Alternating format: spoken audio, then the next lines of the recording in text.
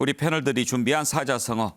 먼저 신경민 의원께서는 어떤 사자성어를 선정하셨습니까? 네, 저는 올해 국내 사정을 봤을 때 예, 점입가경이다라는 말을 뽑아봤습니다. 점입가경. 네, 이게 이제 직영경자, 빗경자를 쓰기도 예. 하는데요. 이게 이제 원래 뜻은 가면 갈수록 이 아름다운 경치라는 사실은 비꼬는 말이죠. 예. 가면 갈수록 정말 이상해진다라는 말인데 우리가 1년 전을 되돌아보면 이번 대선이 이렇게 될 거다라고 예측이 가능했습니다. 그런데 이렇게 좀 안 했으면 하고 봤는데 이제 가면 갈수록 대선판이 어지러워지는 것이 분명해지고 있고요. 또 하나는 코로나가 1년 전에는 백신이 나오면 이게 모든 것이 연말쯤에는 예. 종식이 될 거다 그랬는데 이게 이제 바이러스상으로 그렇게 안 됐죠. 그런 것도 있고 해외상으로는 또 우크라이나 사태 여러 가지 미중 갈등 이런 걸로 해서 국내외가 다 점입가경이다 이렇게 봤습니다. 점입가경. 신경민 의원이 꼽은 사자성어였습니다. 차재훈 교수는 어떤 사자성어를 준비하셨나요? 저는 한국 정치에 국한해서 꼽아봤는데요. 아무래도 영선 정치가 아닐까 하는 생각이 듭니다. 영선. 왜 제가 영선을 뽑았는지는 다 짐작을 하실 건데요. 이 제1야당의 대표가 30대 당대표, 특히 국회의원 경험이 없는 당대표가 당선된 데 이어서 그리고 여야의 유력 대선 주자들 모두가 국회의원 경험이 없는 말 그대로 영선 후보지 않습니까? 예. 근데 우리가 국어사전에 영선을 찾아보면요. 이 지금 대비되는 뜻이 두 가지가 있어요. 이 제가 앞에 있는 영선은 이게 지금 우리 학교에 가면 영선공 사무실이라는 게 있어요. 아하, 예. 학교에 이거 고장나고 하면 것. 수리하는 네. 데 있지 않습니까? 이 선자가 이 수선할 때 선자인데요. 아무래도 이 영선 이 당대표 영선 후보로 뽑은 이유는 이 지금 여의도 문법이라고 하는 기존의 정치를 좀 혁신해 달라는 그런 유권자들의 뜻이 담겨 있지 않을까 하는 생각이 드는데 예. 문제는 이런 기대와는 달리 지금 돌아가는 형태는 보면 두 번째 지금 얽힐 영자의 돌선자거든요. 예. 얽혀갖고 혼란스럽게 돌아간다는 거죠. 지금 영선 대표라는 이준석 당대표가 모르겠습니다. 지금 보시기에 따라서는 상당히 당의 내용의 한 당사지 않습니까? 그리고 또 하나는 여야 유력 대선 후보들이 아무래도 지금 국회에 경험이 없다 보니까 검증의 아마 이 기간도 짧았겠죠. 그러다 보니까 여러 가지 의혹들로 인해서 상당히 지금 역대 최악의 네거티브전이 되고 있다. 예. 그렇다고 한다면 내년에 그러면 한국 정치는 어떻게 될 것이냐. 지금 개혁적인 차원에서의 영선 정치가 발전해 나갈 것이냐 아니면 혼란의 연속이 될 것이냐. 결국 저는 유권자들의 선택에 딸린 것이 아닐까 하는 생각이 듭니다. 네. 정태근 실장의 사자성어는 어떤 겁니까? 저는 유의막수라는 내자를 꼽았는데요. 이건 원래 있는 사자성어죠? 사자성어입니다. 예. 예. 간절히 기대를 했음에도 불구하고 이루어지지 못했다 이런 뜻입니다. 그래서 아무래도 우리 국민 여러분들께서 올해 너무 힘들었을 것 같아요. 그리고 많은 분들이 이 코로나 팬데믹이 종식되기를 바랬고 종식이 안 되더라도 저희가 쉽게 위드 코로나라고 얘기를 하면서 그래도 일상으로 돌아올 수 있겠거니 그런 기대를 가졌는데 결국 이루어지지 못했죠. 그래서 특히나 이제 자영업을 하시는 많은 국민들께서는 정말 1년 넘게 영업 제한을 받으면서 이제는 지난 1년간을 연말에 회복할 수 있지 않겠느냐 했는데 그 뜻마저 못 이루어지고 다시 지금 이제 방역 조치가 강화된 상태거든요. 그래서 제가 유의막수라는 말을 뽑았는데요. 정치에 대해서도 마찬가지인 것 같습니다. 우리 국민 여러분들께서 정말 정치가 조금 좋아지고 국민들을 생각하는 정치로 선진화되고 이러기를 바라는데 우리 정치는 결국 그런 모습을 못 보여줬죠. 그래서 저는 코로나가 종식되는 것도 그리고 선진 정치로 나아가는 것도 앞으로 더 학수고대하면서 내년에는 이루어질 수 있는 네. 그런 바람 속에서 유의막수를 선택했습니다. 네. 자, 이제 현근택 대변인의 사자성어를 보겠습니다. 저도 소탐대실이라고 썼는데요. 소탐대실. 사실은 정치 저도 선대위 선거 일을 하는 입장에서 한 해 돌아보면 선거라는 게 정치라는 게 계속 상대방을 비난하고 어찌 보면 이제 본인 자기 진영은 방어하고 이렇게 저도 뭐 대변인이나 이걸 쭉 맡고 있으니까 그런 역할을 하게 되는데 그래도 어쨌든 지금 이제 양당에서 주자가 나왔고 근데 두 사람의 특징을 보면 물론 말씀처럼 다 영선이고 정치 경험도 없고 이러지만 그래도 좀 대의를 쫓았던 사람들이 아닌가라고 생각 듭니다. 왜 그러냐면 윤석열 후보는 다 아시겠지만 뭐 정권 교체에 대한 어떤 그런 대의가 있었던 것 같고요. 이재명 후보 같은 경우도 뭐 사회 개혁이라든지 격차 해소 이런 게 있었던 것 같은데 그 두 사람 중에 한 명이 결국은 될 가능성이 되게 많거든요. 그래도 이 두 사람이 어쨌든 무대에 올라온 거는 다른 사람들보다는 그래도 좀 이런 부분에서 그러니까 약간 대의를 쫓지 않았나, 명분을 쫓지 않아 이런 생각이 들고 물론 뭐 국민 여러분이 보시기에 다 만족이 안 들 수는 있습니다만 그래도 좀 내년에는 그래도 두 사람이 좀 잘해서 희망을 가져보자 이런 생각에서 소타시로 적었습니다. 고맙습니다. 교수들이 뽑은 사자성어도 그렇고 우리 뉴스와이드 패널들께서 선정한 사자성어도 대체로 밝은 내용보다는 나라를 걱정하는 그런 내용들이 더 많이 있는 것 같습니다.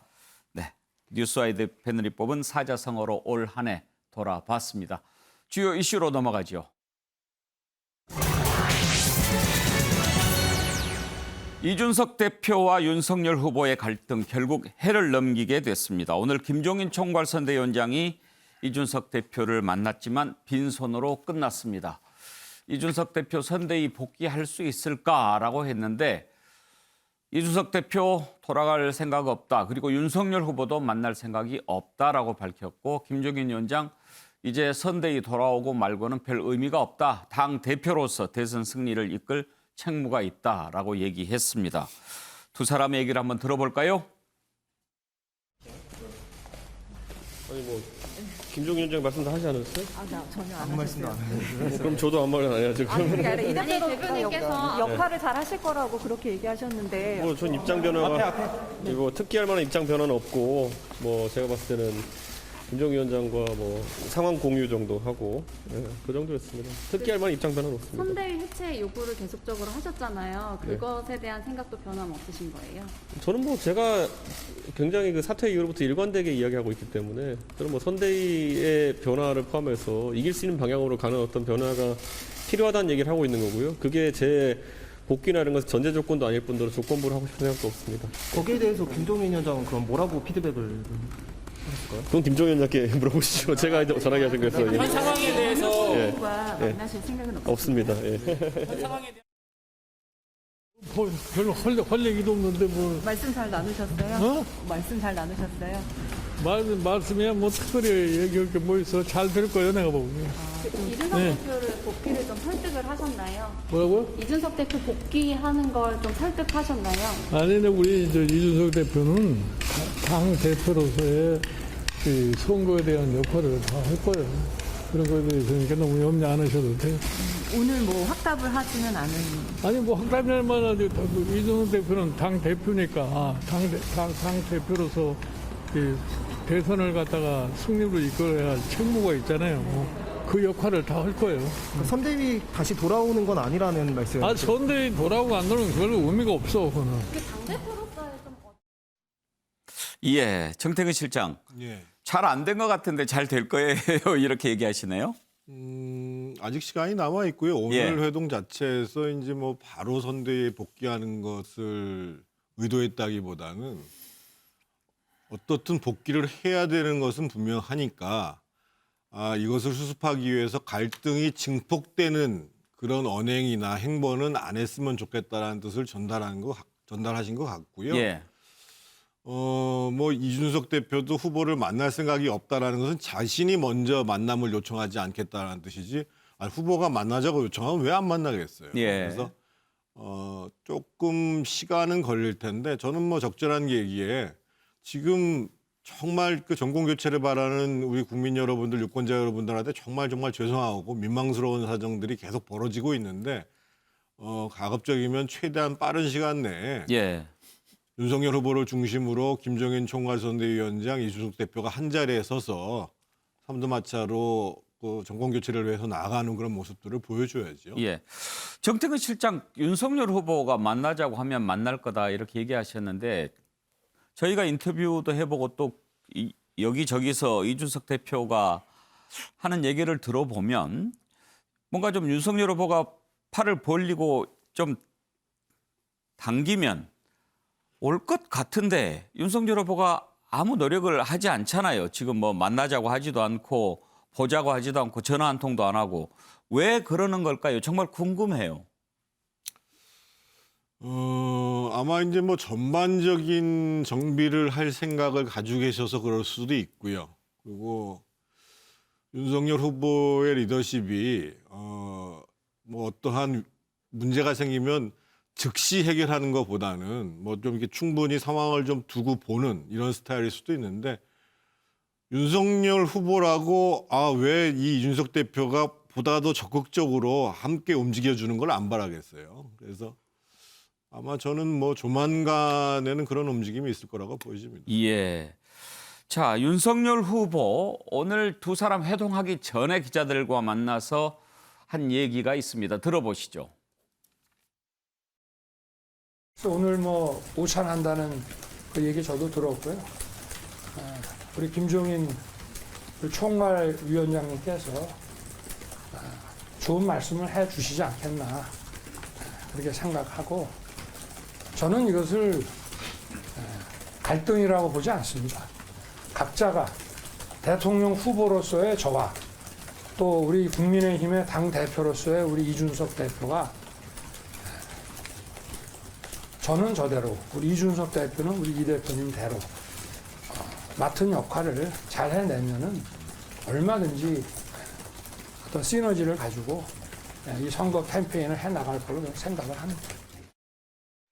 차재원 교수, 방금 네. 윤석열 후보 얘기를 들었는데 저는 두 가지 단어가 좀 이해가 안 됩니다. 네. 갈등이라고 생각하지 않는다. 네. 왜 저게 갈등이 아닌지 이해가 안 되고. 저 역시 안 됩니다. 시너지 효과라고 하는데 시너지는 합쳐야 시너지 되는 그렇죠. 거 아닌가요? 예. 저는 사실 오늘 김종인 총괄 선대위원장이 이준석 대표를 만났지만 저는 처음부터 이 기대 난망이다 해결이 되지 않을 거라고 봤습니다. 이 사태는 김종인 매직으로 풀 수 있는 것이 아니고요. 윤석열 매직으로 풀어야 되죠. 이 갈등의 당사자는 이준석 당대표와 윤석열 후보 간의 문제이기 때문에 사실은 당사자가 만나서 할 필요가 있다. 그러나 지금 아까 방금 우리가 봤듯이 지금 거의 갈등이 아니라고 이야기를 하지만 지금 국민의힘 지지자들은 이것 때문에 지금 속이 터지고 있지 않습니까? 지금 많은 사람들은 두 사람 간의 알량한 자존심 싸움 아니냐. 이렇게까지 보는 사람들도 있는 것이거든요. 사실은 아까 우리 정태근 실장께서 아직 시간은 있다고 했지만 제가 봤을 때는 거의 뭐 골든타임이 다 지나가고 있는 것이 아닐까. 사실은 지금 이 갈등이 벌써 열흘째 정도 지금 지나고 있는데요. 사실은 지난 주말에 끝났었어야죠. 그래야 이번 주 초에 진행되는 여론조사를 통해서 뭔가 반전의 모멘텀을 통해서 지금 1월 1일자에 보도되는 이 신문들의 여론조사에서 뭔가의 그 모멘텀을 잡아내는 그런 것들이 필요했었는데 그런 차원에서 본다고 한다면 전혀 지금 이러한 그 시급성을 못 느끼고 있는 거 아니냐. 예. 말 그대로 강 건너 불구경처럼 말씀하시는 것 같은데 아마 지금 이 국민의힘 지지자들 입장에서는 발등에 불이 타고 있는 진짜 답답한 상황일 것 같습니다. 예.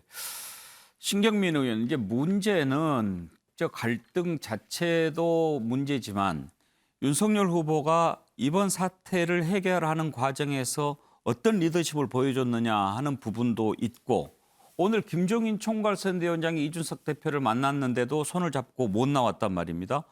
김종인 위원장 리더십까지도 이제 도마에 오르게 됐어요.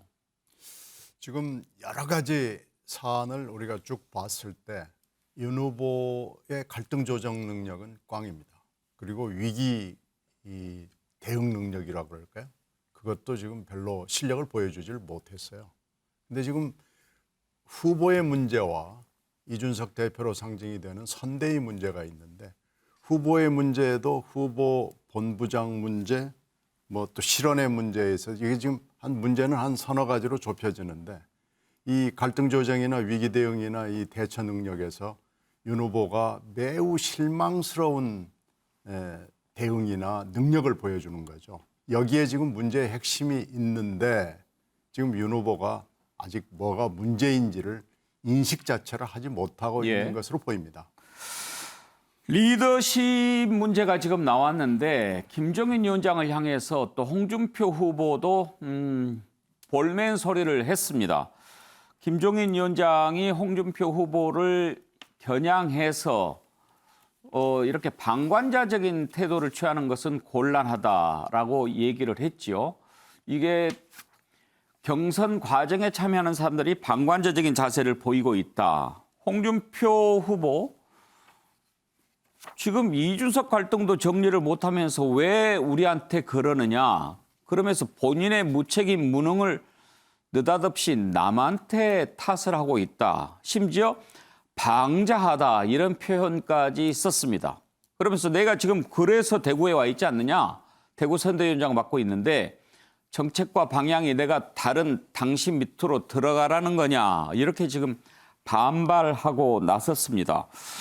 현근택 대변인. 네네. 지금 이준석 대표 문제로도 복잡한데 홍준표, 유승민 함께 했던 후보들이 지금 다 윤석열 후보 선대위에서 제대로 활동을 안 하고 있어요.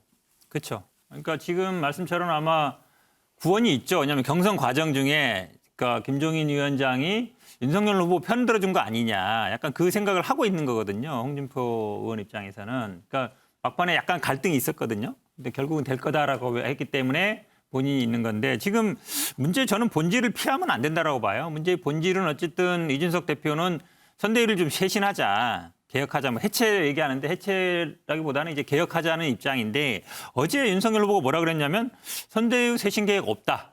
이 선거 두세 달 앞두고 이거 이렇게 얘기하자는 건 선거 포기하자는 거다. 이건 악의적인 공격이다라고 얘기했거든요. 그러면 한마디로 얘기하면 이준석 대표가 얘기한 건 악의적인 공격이라는 얘기가 됐잖아요. 그러면 사실 얘기가 안 되는 거거든요. 결국은 선대위를 쇄신할 거냐 말 거냐 그 분쟁인데 저는 문제는 거기서 일단 해결하고 그다음에 예를 들어서 윤석열 후보가 홍준표 의원한테 뭐 전화를 하든지 만나서 이렇게 풀어가야지 이렇게 언론에다가 얘기해버리면 오히려 더 틀어질 수 있다. 그러니까 대표와의 관계는 대표와의 관계대로 풀고 경쟁했던 후보는 또 후보가 직접 나서서 풀어야지 이렇게 총괄 선대위원장이 또 이렇게 얘기해버리면 홍준표 대표가 오히려 더 멀어질 수도 있는 거라 참 어려운 난제가 겹겹이 쌓이는 것 같습니다.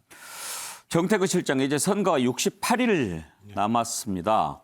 지금 완전히 시스템을 갖춰서 막 달려도 하루하루가 지금 금쪽 같은 시간인데 지금도 선대위를 다시 짜야 되니 뭐 해체를 해야 되느니 이런 얘기가 나오니 좀 답답하겠습니다. 답답한 것보다도 국민 여러분들한테 굉장히 죄송스럽죠. 그리고 객관적인 상황은 지금 선대위가 출범했음에도 불구하고 선대위가 제대로 안 돌아가고 있다는 것은 저희들이 분명히 인정을 해야 되는 거고 뭐 선대위를 쇄신이든 변화든 혁신이든 안 하겠다라는 것이 아니고 그것을 가장 좋은 방법으로 일거에 할 수 있는 것들을 지금 고민하고 있는 거고요. 그리고 김종인 위원장께서 이제 그 한 신문과의 인터뷰에서 저희가 나왔는데 아마 이제 저희가 내부적으로는 일단 이준석 대표 문제부터 먼저 해결을 하고 당연히 홍준표 후보나 유승민 후보 문제도 힘을 합칠 수 있도록 해야 저희가 지금 뭐 바깥에 이 국민의힘 지지자뿐만 아니라 중도에 있는 분들한테 지지를 구하고 정권 교체를 해서 다 함께 하자고 하는 그런 상황인데 당연히 정성을 다 모아가지고 하나로 모아나가는 과정들을 해야 되는 것은 분명하고 저희들이 지금 잘못하고 있는 것도 분명합니다. 네, 지금 나오는 여론조사를 보면 지지율도 좀 내려가고 있죠. 결국 이번 주에 나온 여론조사를 보면 거의 모든 여론조사가 이재명 후보가 윤석열 후보를 앞선 걸로 조사가 됐습니다. 한국갤럽에서는 그동안에 윤석열 후보가 뒤진 적이 거의 없었는데 이재명 후보에게 6%포인트 뒤진 걸로 조사가 됐고 MBS에서는 윤석열 후보가 20%대까지 내려갔습니다. 지난주에 29였는데 이제 28%로 내려갔고 조원 CNI에서 조사한 것은 이재명 후보가 40%를 돌파한 그런 여론조사가 나왔습니다. 이런 여론조사 결과를 놓고 이준석 대표는 어떤 생각을 하고 있을지도 궁금한데 이준석 대표 발언을 한번 들어보시죠.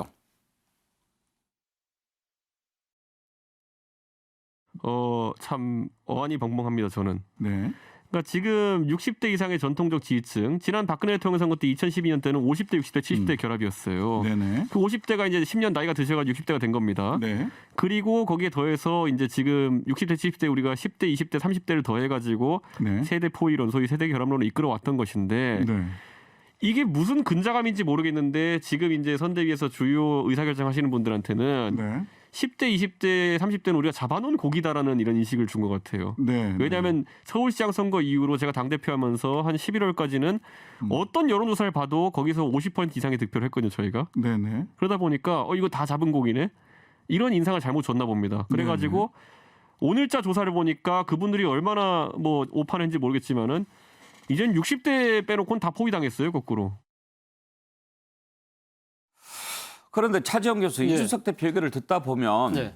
남의 일 얘기하는 것 같아요. 그러게요. 그러니까 지금 뭐 이준석 대표가 이번 뭐 일종의 그 뭐랄까요, 이게 좀 무력시, 위력시를 통해서 얻은 게 뭐냐, 많은 사람들이 그런 이야기를 하더라고요. 그러니까 지금 정치 섭외, 섭외 1위 정치평론가라고 그러는데 마치 평론가처럼 이야기하고 있고, 바로 그런 점 때문에 윤석열 후보가 그저께 또 이 평론식으로 이야기하지 마라는 식으로 이준석 대표를 겨냥 듯한 이야기를 했는데, 이준석 대표가 어쨌든, 아니라고 얘기는 했습니다만. 네, 그렇죠. 근데 이준석 대표 입장에서는 정말 의안이 벙벙한 걸 넘어서 정말 속이 터질 지경일 겁니다. 본인이 사실 그때 영선 대표로서 그러니까 당의 기득권을 꺾고 대표가 될 때 2030의 절대적인 지지를 받지 않았습니까?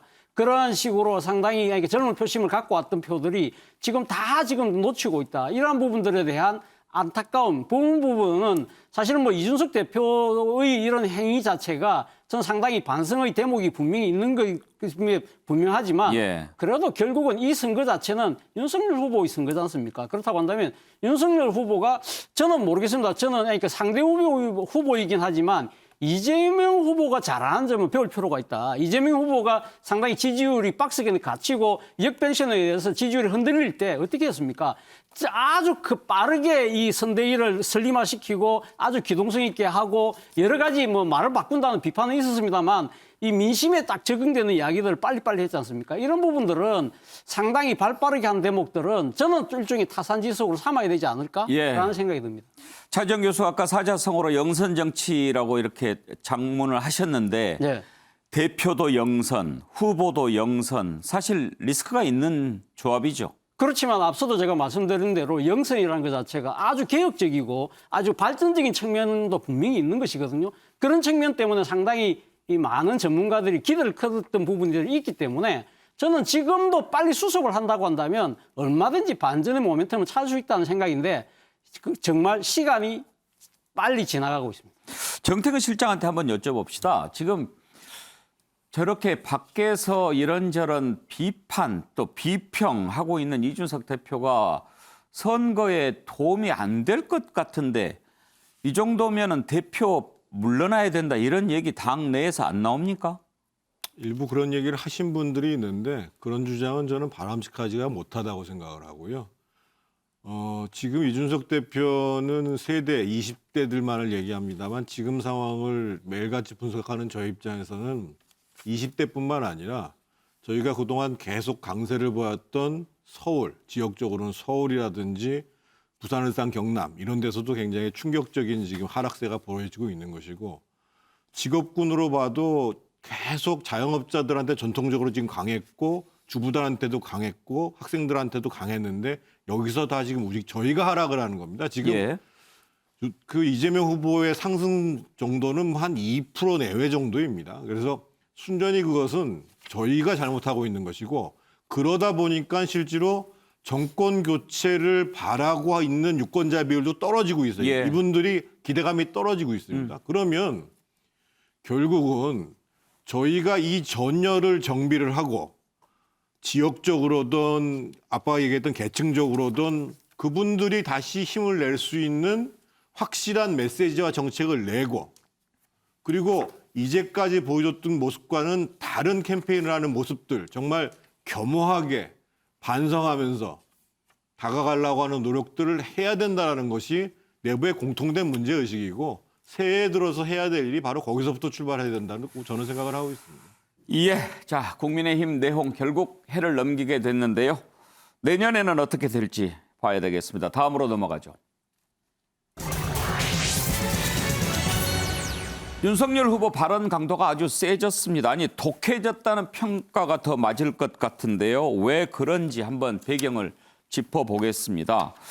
최근에 대구 경북 지역을 방문한 자리에서 윤석열 후보가 했던 발언들 상당히 거칠었습니다.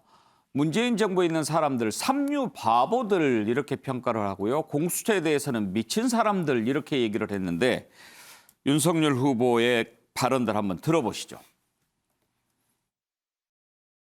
무식한 이 삼류 바보들을 데려다가 정치를 해서 나라 경제 망쳐놓고 외교 안보 뭐 전부 망쳐놓고 그 무능을 이제 넘어서서 그 사이버 전사들 있잖아요. 우리가 소위 뭐 대깨문이라고 하는 사람들 동원해가지고 인격 말살을 하고 국민의힘 의원들 저 100여 명이 참여하는 단톡방까지 다 털었더라고요. 어? 이거는 뭐 미친 짓이죠. 어? 이 민주당 정권에서 내세우는 공약, 우리 당원과 우리 국민들이 이거 믿습니까? 그냥 그야말로 이런 공약이죠. 이거 아무리 얘기해봐야 우리 국민들이 믿지를 않습니다. 공약을 아주 뭐 소확행이라고 그래가지고 동네마다 마을마다 지역마다 해가지고 표를 얻기 위해서 막 던지는데 이 어음 정치, 이 어음 결제되는 거 봤습니까? 이번 정권에서? 믿을 수가 없습니다. 부도 어음입니다, 그냥. 현근택 대변인, 삼류 바보, 미친 사람 이런 센 표현 윤석열 후보가 그냥 하지는 않았을 거 아닙니까? 그럼 뭐 평소에 생각이 드러나는 거죠. 지금 원고 그날 아마 이제 원고가 있었는데 원고 있었는지 모르겠습니다. 원고 없이 그냥 연설한 거거든요. 그러니까 평소에 생각이 드러나는 것 같습니다. 아마 그러니까 민주당 정부를 어떻게 바라보는지 평소 생각. 지금 사실은 뭐 듣기에 불편한 데가 굉장히 많았습니다. 그러니까 토론에 대해서도 뭐 가짠타라는 얘기했거든요. 그러니까 한마디로 얘기하면 동급이 아니라는 얘기잖아요. 내가 어떻게 당신하고 같이 토론을 하느냐. 이렇게 본다 그러면 사실은 지금 뭐 조금 얘기 나옵니다만은 뭐 범죄자라는 얘기다, 확정적 범죄자라는 얘기도 하고요. 그다음에 뭐 공수처 보고도 사실은 이제 공수처도 다 이제 수사기관이고 법률가들인데 미친 사람들이다. 저는 이분이 과연 대선 후보로 나온 사람이 맞나라는 생각이 들어요. 왜냐하면 선거는 뭐 아무리 뭐 지지자들을 결합하는 것도 중요합니다만 저기가 물론 이제 그 선대위 발대시이기 때문에 같은 당 지지자들이 모여 있겠지만 그래도 이게 모든 국민들한테 다 알려지게 되는 거거든요. 언론을 통해서. 그럼 평소에 언어라는 거는 본인의 품격과 이거 자질을 드러내는 건데 원고 없이 나온 이 날 그대로의 표현들이 굉장히 거칠다라 그러면 저는 아마 많은 국민들이 대선 후보로서 자격 아니면 품격 이런 걸 많이 되돌아볼 것 같습니다. 그래요. 신경민 의원 발언이 좀 세죠. 이거 정치인의 언어가 아닙니다. 물론 욕하고 싶겠죠. 근데 이제 가령 미친 이렇게 얘기한다고 보다는 공수처가 정신이 좀 없는 모양입니다. 이 정도 표현해 줘야 되고요. 삼류 바보 이것도 좀 심합니다. 좀 실력이 많이 모자랍니다. 이러면서 웃을 수 있죠. 그렇게 해야 되고 가짠타라는 것도 우리끼리 앉아서는 할 수 있는 얘기지만 정치인이 공식 연설에서 할 수 있는 얘기는 아닙니다. 가령 자격이 많이 모자라지 않습니까? 이 정도 얘기를 우리가 하거든요. 그래서 지금 정치인의 언어를 벗어나고 있어요. 이것이 이렇게 해서 옛날에 윤석열 총장 당시에 여러 가지 주목을 받았는지 그때도 이렇게는 안 했습니다만 그랬는지는 모르겠지만 이런 언어를 계속 쓰는 것은 중장기적으로는 좋지 않습니다. 이런 언어의 품격을 빨리 벗어나야 됩니다. 예, 품격을 지적하는 사람들이 참 많은데 정태근 실장 시각은 어떠신가요? 이전에는 이런 발언이 있었던 경우는 없었고요. 어저께 그리고 그저께 이제 대구 선대위, 경북 선대위에서 있었던 거고 기본적으로 정권 교체의 필요성을 강조하기 위해서 좀 강한 메시지를 내겠다 이런 생각에서 말씀을 하셨는데 저는 제가 캠프의 실무자로 있습니다만 강한 메시지하고 거친 언어하고는 다른 겁니다. 그래서 저는 바람직하지 않다라는 생각들을 분명히 갖고 있고 그런 문제 제기를 저도 캠프 내부에서 했는데 아마 이게 계속 이어지지는 않을 겁니다. 아마 오늘 발언은 또 달라지셨는데 지금 문제는 사실은 야당이나 윤석열 후보 입장에서 보면 굉장히 지금 화가 나는 상태일 수밖에 없어요. 어떻게 공수처라는 거 그 우려를 가지고 만들었던 데가 윤석열 후보하고 야당만을 집중적으로 그렇게 통신 사찰을 하냔 말이에요. 필요에 의해서 했다 그러면 왜 여당 의원들은 한 명도 안 들어가냔 말이죠. 이런 상황을 놓고 봤을 때 이러니까 정말 정권 교체가 필요하다라는 것들을 강조하다가 상당히 거친 언어가 나온 건데 제가 보기에는 지속되지는 않을 거예요. 예, 차지영 교수. 네. 화가 난다고 또 홧김에 막 말을 할 수는 없는 것 아닙니까?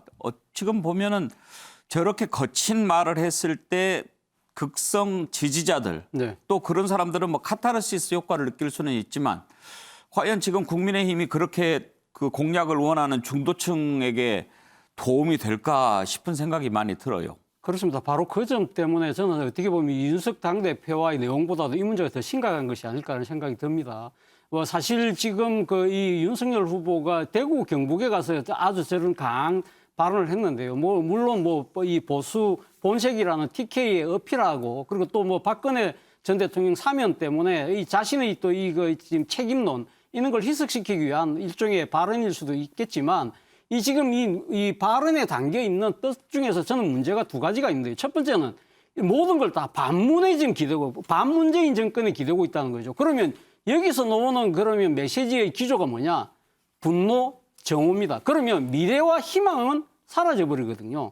그리고 또 하나는 지금 구체적인 워딩들을 보면 상당히 7, 80년대의 성장지상주의, 효율 만능주의에 상당히 의존하고 있다. 그리고 또 이 과거 완전히 수군행전 시절의 그런 그 색깔론 발언에 의존하고 있는 이런 부분들이 사실 아까 우리 앵커께서 말씀하신 대로 중도 외연 확장뿐만 아니라 저는 제가 생각했을 때는 온건하고 합리적인 보수 지지층까지 돌아서게 만들 것이 아닐까. 그래서 아까 정태근 실장이 상당히 이 문제는 상당히 거친 발언 잘못됐다고 이야기하는데 이런 발언들을 진짜 윤석열 후보가 귀담아 들어야 되지 않을까 생각이 드네요. 예, 자 토론도 역시 그동안에 별로 이렇게 할 필요를 못 느낀다라는 식으로 윤석열 후보가 얘기를 많이 했지요. 이재명 후보를 확정적 중범죄자라고 하면서 어떻게 이런 사람하고 토론할 수 있겠느냐. 그리고 또 가짜다 이런 표현까지 썼는데 이렇게 얘기를 했습니다. 만약에 대장동 이슈에 한장하면 한번 해볼 수 있다. 이렇게 얘기를 했는데요. 이 얘기는 지난번에 이준석 대표가 우리 뉴스와이드에 나와서 했던 이야기이기도 합니다. 만약에 나 같으면 그래 토론하자. 그 대신 대장동 이슈만 갖고 하자. 이렇게 하면 어땠을까. 그런 아이디어를 낸 적이 있었는데요. 이재명 후보 설마 직접 그런 제안을 했겠나.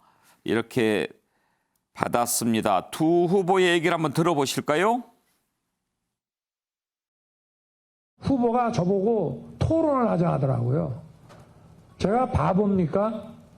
국민의 알 권리가 있다고 하더라고요. 대장동과 백현동의 진상부터 밝히고 음습한 조직폭력배 이야기, 잔인한 범죄 이야기 그런 것을 먼저 다 밝히십시오. 어제 다르고 오늘 다르고 제가 이런 사람하고 국민 여러분 보는 데서 뭐 토론을 해야 되겠습니까? 어이가 없습니다. 정말 가짜습니다. 관계자 그런 거죠. 실명의 관계자가 이것도 윤핵관이 한 얘기라고 봐야 되나? 이거 나중에 아니라고 하면 그만 아닌가요? 저는 이게 윤 후보나 우리 윤 후보의 선대위의 공식 입장이 아닐 거라고 저는 믿습니다. 어떻게 국민들 앞에 이런 제안을 할 수 있겠어요? 국민의 삶을 놓고 나라를 어떻게 운영하겠다든지 이런 걸 하고 그럴 능력이 있는지를 검증하자는 건데 특정 과거 사안에 대해서 누구를 비난하기 위한 목표에 네거티브만 하자는 정책 토론, 이건 정책 토론이 아니죠. 네거티브 전을 하자고 설마 제안했겠습니까? 저는 아닐 거라고 생각하고 아닐 거라고 믿고 싶습니다. 설마 이런 제안을 하셨겠어요? 정태근 실장 혹시 선대에서 그런 얘기가 나오기는 했습니까? 토론 문제 지금 검토하고 있습니다. 근데 지금 이 문제와 관련해서는 두 가지 지점을 저희가 생각을 하고 있는데요.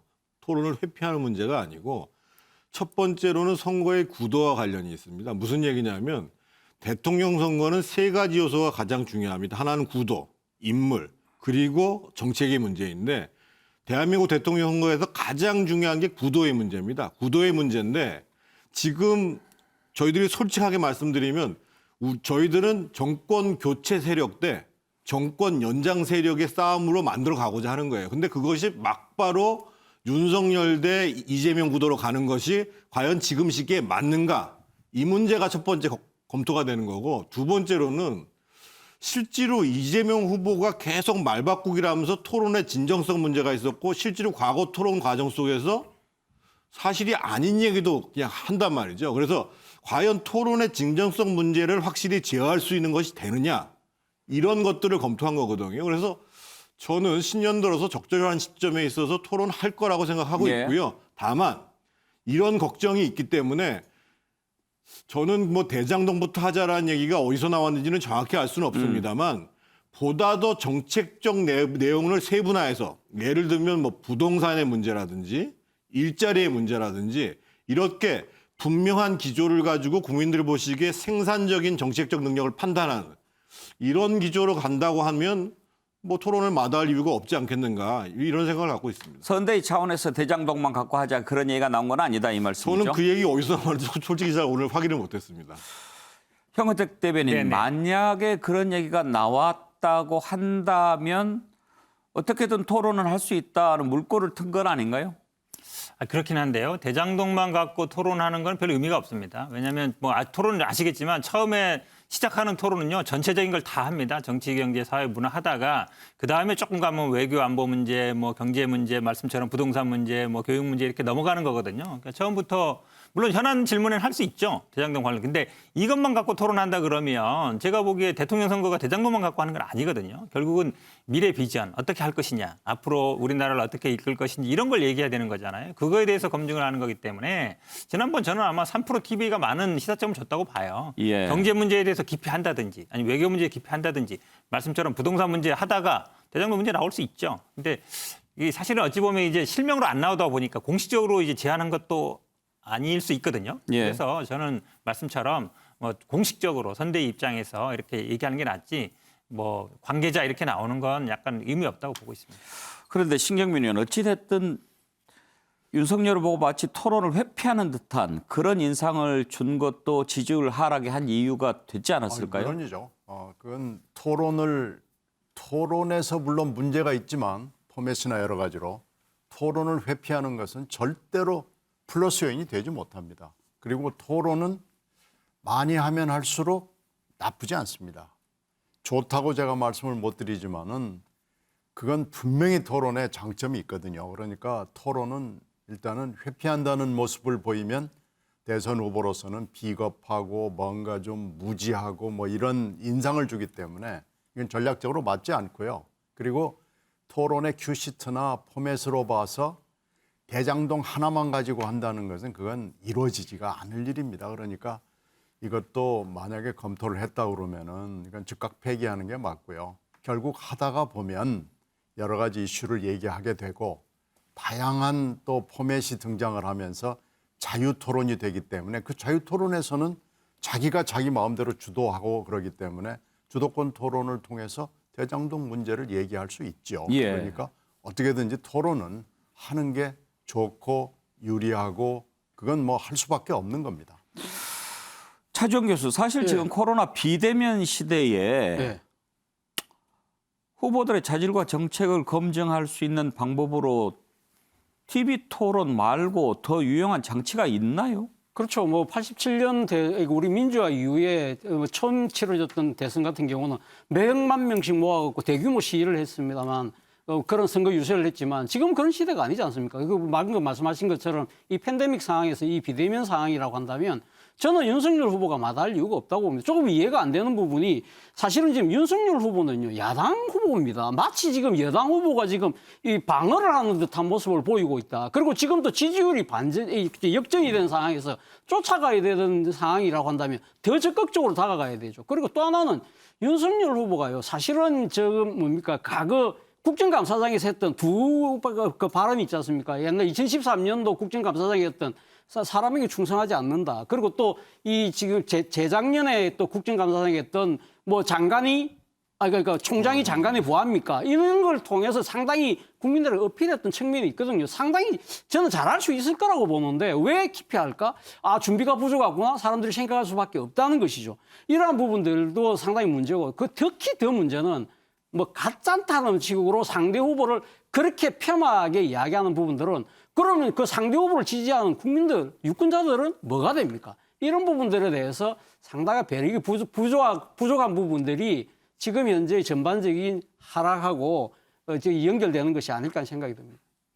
근데 자꾸 회피하신다고 말씀을 드리는데 그래서 아까 제가 구도의 문제를 말씀드린 거고 실제로 미국 대선에서 작년에 바이든하고 트럼프하고 딱 3번 토론했습니다. 그리고 당연히 앞으로 예를 들면 법정 토론 같은 거 다 종합 토론 할 겁니다. 그래서 저희들이 봤을 때는 아까 제가 말씀드린 것처럼 토론이라는 것 자체가 그야말로 구체적으로 생산적으로 유권자들한테 저 후보와 저 정당의 정책들이 제대로 견져질 수 있도록 이런 방식으로 아마 고민을 지금 하고 있고 그래서 뭐 지금 저희가 뭐 일방적으로 피한다. 그리고 또 일부에서는 윤석열 후보가 토론을 잘 못할 것이다. 저는 전혀 그렇게 생각하지 않습니다. 저도 그렇게 생각합니다. 네.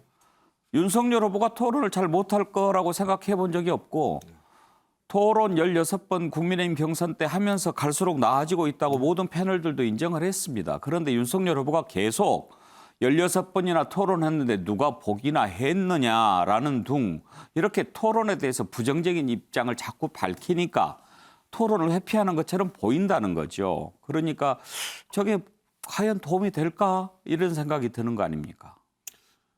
제가 보기엔 조만간 정리될 겁니다. 알겠습니다. 그쪽에 보면 정리할 일이 좀 많이 있는 것 같아요.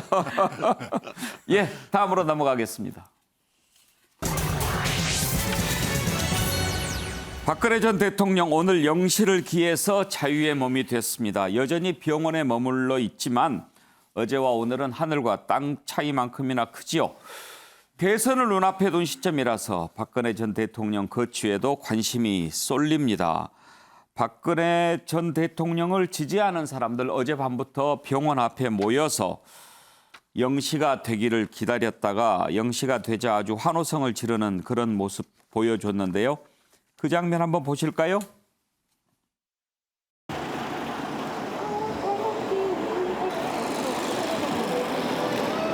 박근혜 대통령님 힘내십시오. 박근혜 대통령님. 박근혜 대통령님 잘 견뎌주시고 이겨주셔서 정말로 감사합니다. 여러분 시간이 다가오고 있습니다. 함께 카운팅해 주시기 바랍니다. 34, 32, 31, 30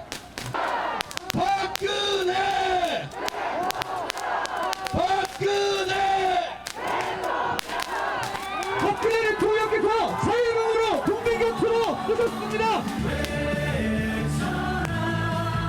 진실과 정의의 승리입니다.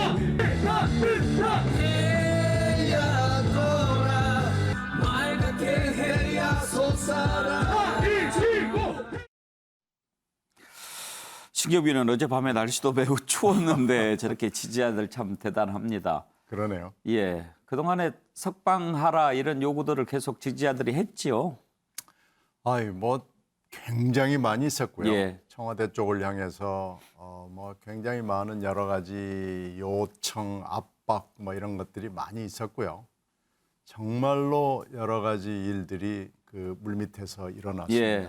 그 뭐 1년이 넘은 일입니다. 근데 이번에 이제 뭐 이것이 정치냐 아니냐 여러 가지 논란은 있습니다만은 문 대통령의 어떻게 보면 결정이고 결단이고 뭐 그런 거에 해당하죠. 그래서 이제 앞으로 저게 어떤 영향을 줄지도 잘 알고 있고요. 예. 박근혜 전 대통령은 침묵을 해도 정치고요. 존재 그 자체가 정치이기 때문에 이 대선 국면에 어떤 영향을 적극적으로 줄 건지 소극적으로 줄 건지에 선택만 있을 뿐이지 사실 이 사면 자체도 엄청난 정치 행위고 앞으로 박근혜 전 대통령의 여러 가지 아마 움직임이 있지 않겠습니까? 그런 것들이 다 정치입니다. 신의원께서 보시기에 어떻습니까? 지금 사면뿐만 아니라 복권이 됐는데 이제 정치 행위를 할 수 있다는 것 아니겠습니까? 어느 정도까지 본인이 할까요? 뭐 직접 한다기보다는 본인의 여러 가지 그 상징을 이용을 해서 할 수 있는 일들이 굉장히 많죠. 이제 책 출간도 이 타이밍에 맞춘 것이 물론 사면 복권에 맞춘 건 물론 아닙니다만은 대선 석 달 전에 책을 내기로 결정한 것 자체가 예. 엄청난 결정이죠. 그런 점으로 봤을 때는 이런 정도 내지는 이것을 넘어서는 여러 가지 정치적 결정 행위들이 예상이 됩니다. 예, 지금 그 말씀하신 책을 저희가 이렇게 한번 봤는데요. 그리움은 아무에게나 생기지 않습니다. 제목이 이렇게 되어 있습니다. 박근혜 전 대통령 머리에 눈이 약간 내려 쌓인 그런 사진인데 이게 딱 지금 사면에 맞춰서 출간이 됐습니다. 차지원 교수, 예. 그리움은 아무에게나 생기지 않습니다. 이게 무슨 뜻일까요? 아무래도 저 제목이 아마 그 박근혜 대통령이 지지자들이 그러니까 교도소로, 그러니까 박근혜 대통령을 아마 여러 가지 편지를 보냈을 때 그 답장한 그 예. 멘트 중에 하나로 저는 알고 있습니다. 그 부분들이 상당히 아마 본인을 그러니까 지지하고 안타깝게 생각하는 사람들에 대해서 상당히 나름대로 공감을 하면서 그런 뜻을 이야기한 것이 아닐까 하는 생각이 드는데요. 아니 그러니까 예. 그리움이 예. 아무에게나 생기지 않는다는 게 내가 아무에게나 그리움이 생기지 않는다는 것인지 예. 저쪽 상대방이 그리움이 아무에게나 생기지 않는다는 것인지 그게 좀 궁금해요. 그러니까 그리움이라는 것 자체는요. 제가 봤을 때는 그러니까 지금 일종의 그러니까 관계의 그걸 맺고 있는 두 사람이 공감이 이루어질 때만 그러니까 그리움이 생길 수 있다는 것이죠. 그러니까 이제 아마 제가 생각했을 때는 아마 지지자들이 편지를 보냈고 그리고 그러니까 본인 입장에서는 상당히 저런 식으로 이야기하는 것은 지지자들의 그런 멘트에 상당히 공감한다는 뜻인 것 같은데요. 저는 어쨌든 뭐 이 지금 이 책을 내는 것 자체가 사실은 아까 뭐 말씀하신 것처럼 일종의 정치 행위를 하는 걸로 보이지만 예. 모르겠습니다. 앞으로 뭐 그 결과는 좀 지켜볼 필요는 있는 것 같습니다. 정태근 의원은 어떻게 해석하세요? 일단 저 책 제목 그리움은 아무에게나 생겨나지 않는다라는 거는 그 지지자가 보낸 편지의 정에 나오는 문구라고 저는 들었고요. 예, 그래서 그 부분을 발췌한 거군요. 그렇죠. 그래서 이제 이 박근혜 대통령이 자신한테는 굉장히 특별한 분이다. 그렇기 때문에 그런 표현이 그러면 나왔던 이해가 거로. 되네요. 예, 예. 그러니까 박근혜 전 대통령에 대한 그리움을 담아서 그렇죠. 보냈던 편지. 예, 문구입니다. 예, 예. 그렇습니다. 그래서 이제 그 편지에 대해서 박근혜 전 대통령이 답장을 보낸 것들을 감옥 묶어서 생활하시면서 상당 부분을 지지자들이 보내는 편지를 읽고 또 답장을 해주는 이런 시간을 많이 보냈다라고 제가 들었고요. 예. 과연 그러면 뭐 그 대선 때 어떠한 영향을 미칠 것인가. 그래서 저는 아마 박근혜 그 전 대통령도 어떤 식의 의사 표현을 어느 강도로 할지는 모르겠습니다만 그래도 정권 교체가 필요하다. 정권 교체를 해야 이 대한민국이 살아날 수 있다. 이런 기조에는 제가 보기에 큰 변화가 없을 것 같습니다. 그런데 지금 우리가 방금 전에 병원 앞에서 지지자들 모임을 봤는데 주도한 사람이 우리공화당의 조원진 대표 아닙니까? 근데 조원진 대표는 윤석열 후보를 상당히 비난하는 입장에 있죠. 그 우리공화당 같은 경우에는 일관되게 탄핵의 무효를 주장을 해왔고 그래서 이제 이게 유죄 선고 받은 것도 원천적인 무효다라고 주장을 해왔는데 분명한 건 그렇지 않습니까? 그러니까 실제로 그 사건을 수사하는 데 있어서 중심적 역할을 했던 사람이 윤석열 후보라는 것을 잘 알고 있음에도 불구하고 지금 국민의힘 지지자를 비롯해서 소위 정권 교체를 바라는 사람들한테 큰 지지를 받아서 특히 당내에서는 국민의힘 지지자들의 압도적인 지지를 받아서 후보가 된 거잖아요. 그것은 기본적으로 지금의 우리의 과제의 가장 중요한 것은 정권 교체고 정권 교체에 누가 기술을 쓸 것이냐.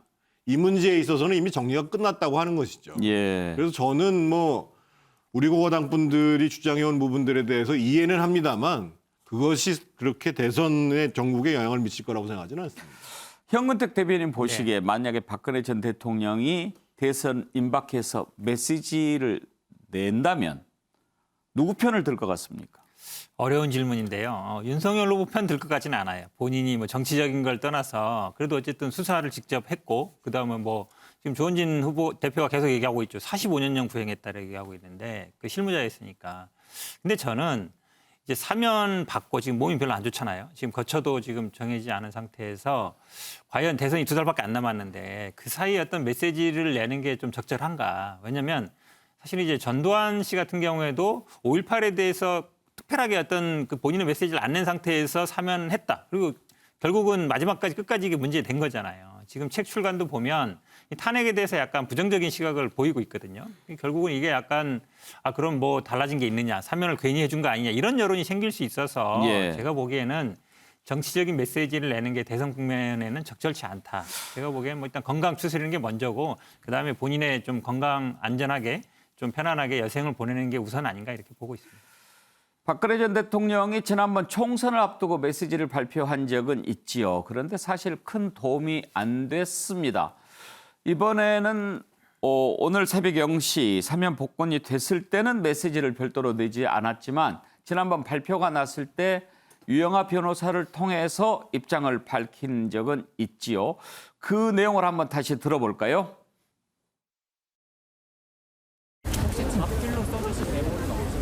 제 구술한 거 제가 받아서 적어왔습니다. 제가 구술한 거 노트에 기재했다가 이게 이제 뭐 빨리 적었으니까 그 이제 정사한다고 수첩에 간단하게 정서해서 그렇게 나왔습니다. 이건 뭐 그냥 제 글씨입니다. 제 글씨.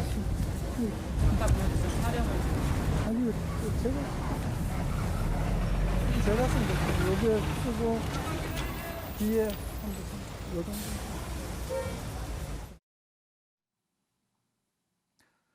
네, 그 내용을 보면 사면 결정에 심심한 사의를 표한다. 문재인 대통령을 향해서 얘기했습니다. 그리고 신병 치료에 전념해서 빠른 시일 안에 국민한테 직접 감사 인사를 드리겠다. 이렇게 입장을 밝혔는데요.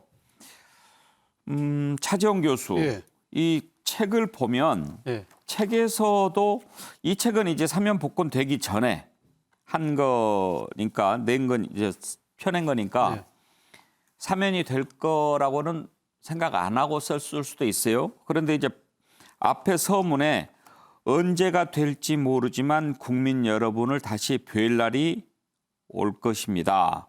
이렇게 썼거든요. 그러니까 이런 내용을 보면 뭔가 마음의 대비, 준비 이런 것은 하고 있는 것 같은 생각도 들어요. 그렇죠. 그러니까 사면은 언제 될지 모르지만 대통령 선거는 언제 한다는 건 알고 있잖아요. 그렇기 때문에 책이 놓은 시점 자체가 상당히 대선이 본격화되는 시점에 맞췄다는 것 자체가 저는 박근혜 전 대통령이 상당히 모종의 정치적 메시지를 낼 가능성이 좀 있지 않을까. 그리고 아까 유영하 변호사도 이야기했지만 직접 국민들께 감사 인사를 전한다는 이야기를 했기 때문에 어떤 식으로든 메시지를 낼 가능성이 높은데 저는 만약에 메시지를 낸다고 한다면 지난해 그 총선 때 냈던 그러니까 그대 야당을 중심으로 뭉쳐라는 식의 이야기를 할 가능성이 조금 더 높다. 그런데 문제는 그러한 이 발언 자체가 과연 선거에 도움이 될 것이냐. 물론 지금 그러니까 조원진 당대표가 이끄는 우리공화당 출신의 뭐 태극기 부대라는 그런 분들은 상당히 지지세가 모아질 수 있겠지만 지금 이 책 내용에도 보면 지금 이 사신 가지고 누구 이권 챙겨준 일 한 적 없다. 그리고 뭐 시간이 지나면 가짜와 선동은 스스로 무너져 내릴 것이다. 본인의 지금 탄핵당하고 파면단 행위를 단 하나도 인정하지 않거든요. 이런 부분들에 대해서는 아마 그때 2016년 촛불을 들었던 연인은 수천만 명의 유권자들 입장에서는 억장이 좀 무너지지 않을까. 그렇다고 한다면 그것이 그러니까 윤석열 후보 입장에서는 중도 외연을 확장해야 되는데 그것이 과연 플러스가 될 것인가. 저는 그런 생각이 듭니다. 박근혜 전 대통령 사면 복권 바라보는 윤석열 후보 심정은 어떨까요? 윤석열 후보의 최근 발언을 한번 들어보시죠.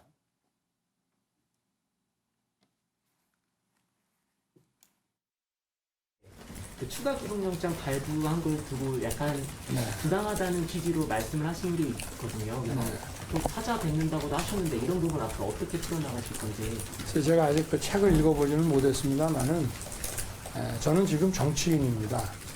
그리고 제가 공직자 신분으로서 또 법 집행을 한 부분과 또 정치인으로서 국가를 위해서 다 크게 기여하신 분들에 대한 그 평가 그리고 국민의 통합 이런 것들을 저는 지금 생각해야 되는 입장이고 우리 박근혜 전 대통령의 하여튼 건강 회복이 좀 빠른 쾌유를 늘 빌고 있습니다.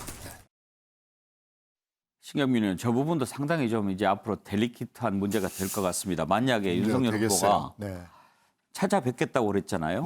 그런데 오지 마세요. 이러면 또 복잡해지잖아요. 하여튼 존재와 침묵 자체가 지금 여러 가지로 정치적인데요. 지금 총선 때는 그 당시 수감 중에서 메시지를 냈지만 안 먹혔단 말이에요.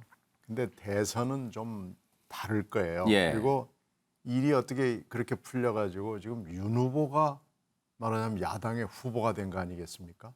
근데 윤 후보를 생각하면 박근혜 전 대통령 입장에서 봤을 때 윤 후보를 생각하면 밉지만 그러나 정권 교체를 생각하면 또 밉다고 얘기할 수 없는 이런 이율배반적인 상황이 박근혜 전 대통령으로서는 야속할 겁니다. 그러나 대세를 생각하면은 좀 침묵적으로 가는 것이 맞다고 판단하기가 좀 가능성이 저는 높다고 보고요. 특히 이번에 그 유 변호사를 통해서 내놓은 거 보면 문 대통령한테 감사하다는 얘기를 한 걸로 봐서 사면에 대한 평가가 나빠지는 것을 원치도 않는 것으로 보이거든요. 그런 점으로 봤을 때는 아마 메시지를 내더라도 굉장히 조심스럽게 낼 거고요. 아마 침묵하는 쪽으로 선택을 할 가능성도 저는 더 높다고 봅니다.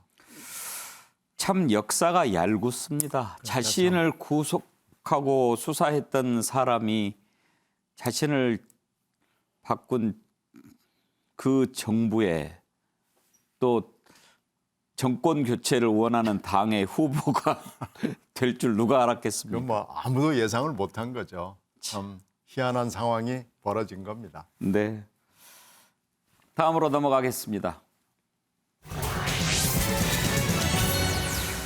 이재명 후보가 이번에 그린벨트 해제 공약을 내걸었습니다. 어떻게 받아들여야 할까요? 당 정에도 과제가 된 것 같습니다. 그린벨트 해제를 해서 좀 택지 공급을 하는 방안 얘기를 했는데요.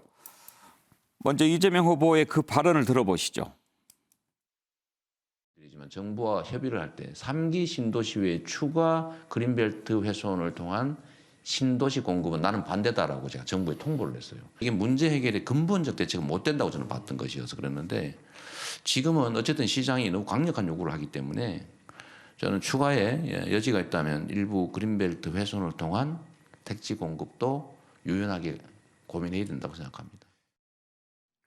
예. 자, 그린벨트 해제 공약. 사실 이재명 후보는 그전에 반대하는 입장을 가지고 있었는데 이 부분을 부동산 대책의 하나로 내놓았습니다. 그런데 어제 송영길 민주당 대표와 인터뷰를 했죠. 이 부분에 대해서 질문을 했는데 송영길 대표 답변이 약간 조심스러웠습니다. 들어보시죠. 이재명 후보가 그린벨트 지역도 뭐 한번 좀 부동산 활용하는 데 써볼까 하는 생각 내놓았는데 혹시 이렇게 대표나 당하고 선대위 차원에서 검토를 거친 내용입니까? 긴밀히 상의하고 있습니다. 그러면 가능성이 좀 있다고 볼 수 있나요? 대선 공약으로 채택할 예정입니까? 여러 가지 지금 저희들이 토의 중에 있습니다. 예. 설명을 안 붙이시는 거 보니까 아직은 덜 익은 정책인가요? 아무튼 저희가 깊게 상의하고 있습니다. 신경민 의원. 네. 송영길 대표가 딱 부러지게 맞습니다라고 얘기를 안 하더라고요. 네, 지금까지 송 대표의 그 태도하고는 좀 많이 다르죠. 이 문제는요, 굉장히 역사가 깊습니다. 그린벨트가 훼손된 지역이 꽤 있죠. 그런데 그린벨트가 훼손된 지역을 실제 가보면 그걸 노리고 훼손하는 경우가 굉장히 많거든요.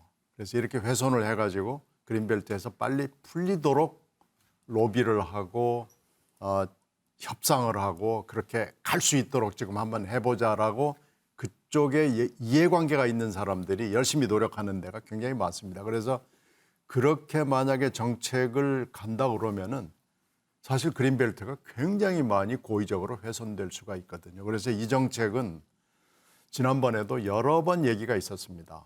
특히 박원순 시장이 재임했던 시절에 이걸 박원순 시장이 거의 자기 직을 걸고 청와대와 싸웠거든요. 그 당시에 김현미 건설부 장관하고도 이 문제를 놓고 격론을 벌였고, 예, 국토교통부 장관. 네, 예. 그 당시에 박 시장이 서울시를 지역구로 둔 의원들하고 만나서 이 문제를 가지고 얘기를 깊이 한 적도 있었습니다. 그 정도로 이 그린벨트 문제는 굉장히 민감한 문제거든요. 예. 그런데 이 문제가 지금 덜커덕 대선 국면에서 나왔기 때문에 송 대표로서도 선뜻 좋습니다. 해봅시다. 이렇게 지금 얘기하기가 어려울 겁니다. 그래서 조금 더 논의를 해봐야 됩니다. 현근택 대변인, 그린벨트 해제가 상당히 파괴력이 큰 이슈잖아요. 아, 그렇죠. 그 후보가 얘기할 때는 뭔가 좀 조율이 돼 있어야 되는 거 아닙니까? 이게 당내에서 지금 논의가 많습니다. 단순히 그린벨트 문제뿐만 아니라요. 지금 아마 재개발, 재건축 좀 용적률 완화해주고 추가되는 부분에 대해서 약간 공익으로 환수하자는 얘기나 지금 뭐 나온 것처럼 이제 성남공항이라든지 김포공항이라든지 심지어 이제 용산공원도 일부를 이제 택지로 할 수 있는 거 아니냐 여러 가지 아이디어를 나오고 있는데 그만큼 어찌 보면 부동산 어쨌든 문재인 정부에서 부동산 공급 정책을 제대로 못했다라는 게 있는 건데 아시다시피 서울에서 수도권에서 택지를 공급할 수 있는 건 재개발 재건축이라든지 그린벨트라든지 이거밖에 없거든요. 사실은 이제 그런 면에서 본다 그러면 일단 서울 수도권의 부동산 민심, 특히 공급 정책을 어떻게 할 것인지에 대해서는 제로 베이스에서 검토하고 있다. 이렇게 보시면 될 것 같고 아마 조만간에 발표가 있을 걸로 보고 있습니다. 예. 정태근 실장은 저 발언 듣고 어떻게 생각하셨나요? 저는 뭐 지금 표만 되면은 일단 다 던져보자라는 심리로 볼 수밖에 없습니다. 예를 들면 성남공항 문제 같은 경우 이전 정부에서 검토 안 한 게 아니에요.